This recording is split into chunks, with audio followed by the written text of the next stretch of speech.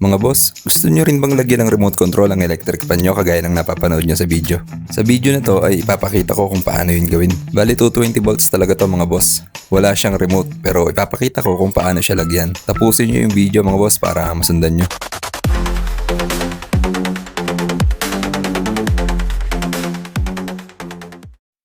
Kailangan nyo lang bumili ng ganitong remote control circuit board o remote control module para sa electric fan. Mura lang to mga boss, nasa 100 lang yata sa Shopee. Ilalagay ko na lang sa description box yung link. Madali lang ang connection nito mga boss. Bali yung dulo ng plug na to na nasa loob, ikakabit natin sa neutral at live dito sa board. Makikita nyo naman dyan may nakalagay na N tapos L. Ibig sabihin nun neutral at live. Neutral yung nasa gitna tapos yung nasa right side naman yung live. Tapos sa bandang left side naman yung common. Doon naman sa common na yon, doon natin ilalagay yung common wire na galing sa motor. Tapos dito naman sa kabilang side ng board, meron dyang 4 na terminal. Diyan natin ilalagay yung switch ng number 1, number 2 at number 3. Tapos sa pang-4 yung swing. Wala na tayong ilalagay dyan kasi ang swing lang naman ng ganitong electric fan ay yung nasa bandang likod ng LC. Buksan na natin to mga boss. Ayan mga boss, bali ito na yung loob niya. Ito yung wire o plug na isinasaksak sa outlet. Tapos ito naman yung dulo na sinasabi ko kanina.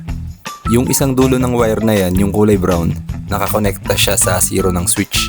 Yung isa naman, yung kulay blue, sa motor naman siya dumiretso. Bali, ang gagawin natin dito, yung wire na nakakonekta sa switch, puputulin natin. Ilalagay natin siya sa live ng ating remote control module. Tapos, yung kulay blue naman na wire, sa neutral natin nilalagay.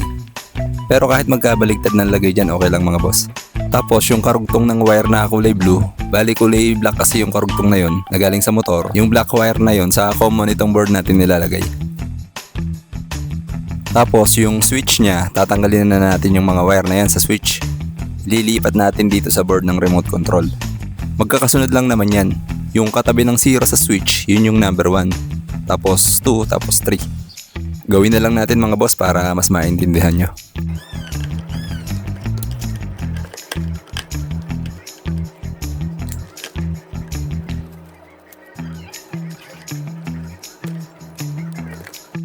Ikat na natin tong wire na to. Itong blue na wire na to, ilalagay natin to mamaya sa neutral ng board.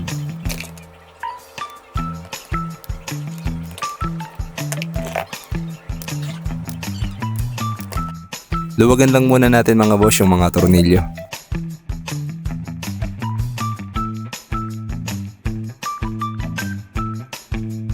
Unahin muna natin ikabit yung kulay blue mga boss. Bali ito yung neutral.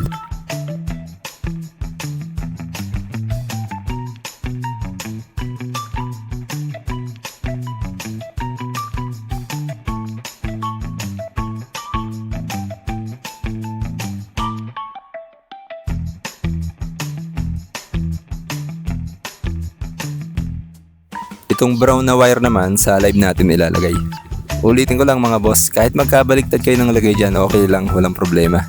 Halimbawa, yung blue na ilagay nyo sa live, yung brown na ilagay nyo sa neutral, okay lang, walang problema. Saka hindi naman magkakaparehas ang kulay ng wire ng electric fan. Higpitan lang natin mabuti yung tornilyo. Ito naman mga boss yung common, bali kulay black yung wire nya. Galing siya sa motor ng ating electric fan. Bali ito kanina yung karugtong ng kulay blue na wire.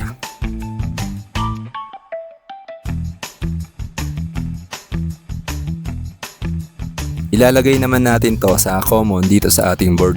Sa left side tabi ng neutral.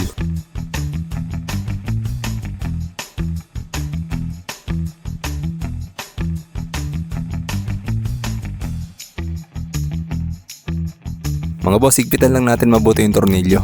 Kailangan mahigpit na mahigpit.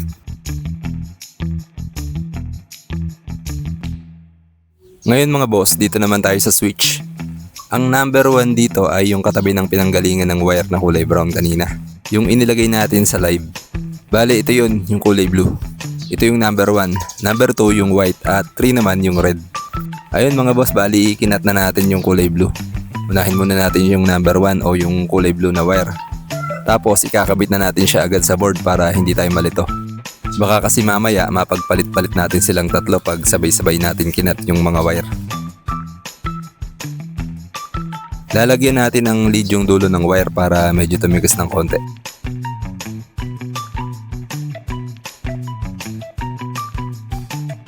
Tapos ikabit na natin sa terminal dito sa number 1. Higpitan lang natin mabuti yung tornilyo.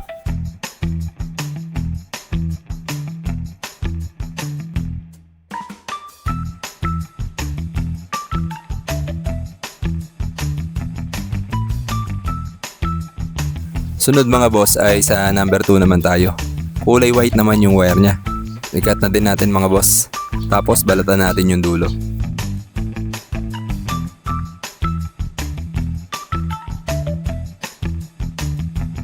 Tapos lagyan din natin ng lead.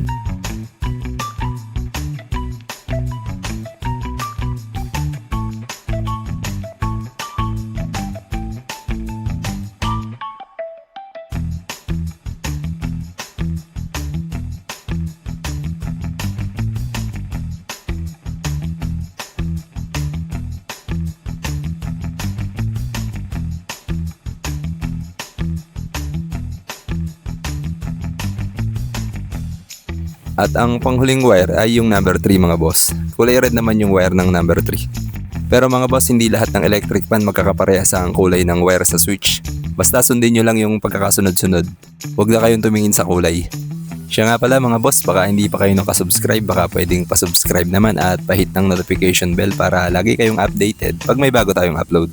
Mga boss, pwede nga pala kayong mag-request, baka meron kayong gustong gawa natin ng video. Ilagay nyo lang sa comment section yung i-request nyo at susubukan natin gawa ng video. Basta kaya ko, sa kakaya ng budget, gagawa natin. Ayan mga boss, ikabitan natin yung kulay red na wire o yung number 3. Tapos higpitan natin yung tornilyo. Ganun lang yun kadali mga boss. Try nyo din sa mga electric fan nyo. Nasa description yung link ng remote control na to. Mga boss, yung sensor nga pala na itong remote na to, ibutas nyo na lang.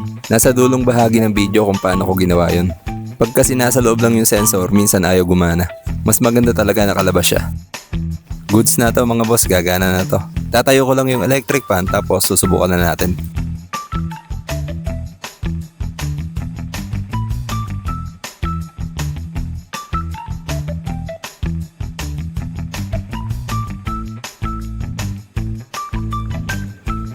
Ito pala yung remote niya mga boss. Yung pula na yan yung off. Tapos ito naman yung on. Ito na din yung pang-adjust ng speed niya. Meron din siyang timer, sleep at swing. Pero itong on at off lang naman yung madalas na magagamit natin dito. Ito na mga boss, isasaksak na natin. Narinig nyo yun mga boss, tumunog siya nung pagkasaksak ko sa outlet. Okay, testingin na natin. Unang pindot ng on, number 1 yun. Pangalawang pindot, number 2. Pangatlong pindot, number 3.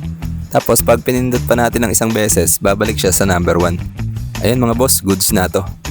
Magandang may remote yung mga electric fan natin para pag nakahiga tayo at gusto natin buksan, hinaan o lakasan, hindi na tayo tatayo. O paano mga boss, hanggang dito na lang muna. Maraming salamat sa panonood. Sa mga hindi pa nakasubscribe, baka pwedeng pasubscribe naman. At i-hit nyo na rin yung notification bell para lagi kayong updated pag may bago tayong upload.